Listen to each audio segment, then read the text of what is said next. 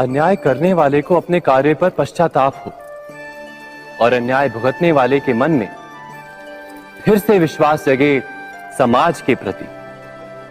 इतना ही अर्थ है ना न्याय का। किंतु जिसके हृदय में धर्म नहीं होता वो न्याय को छोड़कर बैर और प्रतिशोध को अपनाता है। हिंसा के बदले प्रतिहिंसा की भावना लेकर चलता है।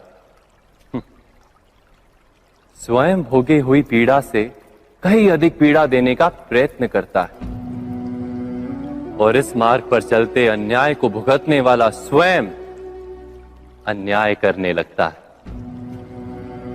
शीघ्र ही वो अपराधी बन जाता है। अर्थात न्याय और प्रतिशोध के बीच बहुत कम अंतर होता है और इसी अंतर का नाम है धर्म। क्या ये सत्य नहीं? स्वयं विचार कीजिए।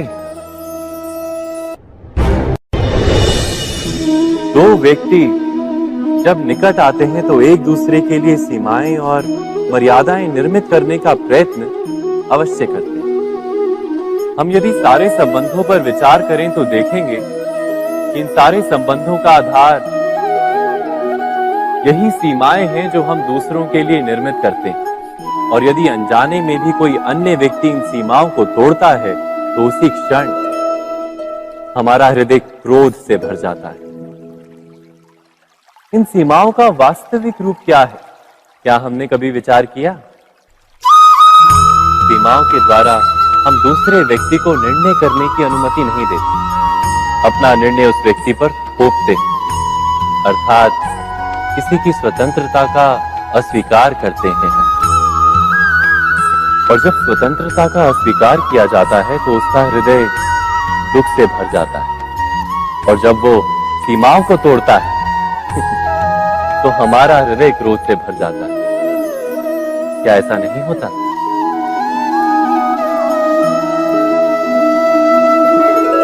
पर यदि एक दूसरे की स्वतंत्रता का सम्मान किया जाए तो किसी मर्यादाओं या सीमाओं की आवश्यकता ही नहीं होती। अर्थात जिस प्रकार स्वीकार किसी संबंध का देह है, क्या वैसे ही स्वतंत्रता किसी संबंध की आत्मा नहीं? स्वयं विचार की।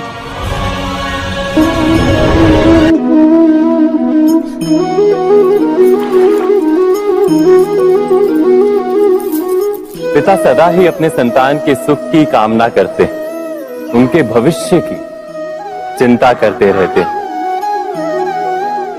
इसी कारणवश सदा ही अपने संतानों के भविष्य का मार्ग स्वयं निश्चित करने का प्रयत्न करते रहते हैं।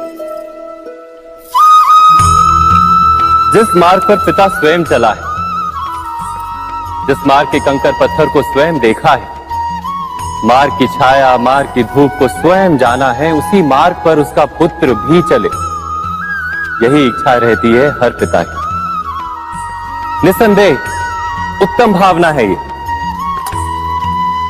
किंतु 3 प्रश्नों के ऊपर विचार करना हम भूल ही जाते हैं। कौन से प्रश्न? प्रथम प्रश्न, क्या समय के साथ प्रत्येक मार्ग बदल नहीं जाते? क्या समय सदा ही नई चुनौतियों को लेकर नहीं आता? तो फिर बीते हुए समय के अनुभव नई पीढ़ी को किस प्रकार लाभ दे सकते हैं? दूसरा प्रश्न, क्या प्रत्येक संतान अपने माता पिता की छवि होता है? हाँ, संतानों को संस्कार तो अवश्य माता पिता देते हैं, किंतु भीतर की क्षमता तो ईश्वर देते हैं। तो जिस मार्ग पर पिता को सफलता मिली है, विश्वास है कि उसी मार्ग पर उसकी संतानों को भी सफलता और सुख प्राप्त होगा। तीसरा प्रश्न, क्या जीवन के संघर्ष और चुनौतियां लाभकारी नहीं होती? क्या प्रत्येक नया प्रश्न एक नए उत्तर का द्वार नहीं खोलता? तो फिर संतानों को नए नए प्रश्नों, संघर्षों और चुनौतियों से दूर रखना, ये उनके लिए लाभ करना कहलाएगा या हानि पहुंचाना? अर्थात जिस प्रकार संतान के भविष्य का निर्माण करने के बदले उसके चरित्र का निर्माण करना श्रेष्ठ है, वैसे संतानों के जीवन का मार्ग निश्चित करने के बदले उन्हें नए संघर्षों के साथ जूझने के लिए मनोबल व ज्ञान देना अधिक लाभदायक नहीं होगा?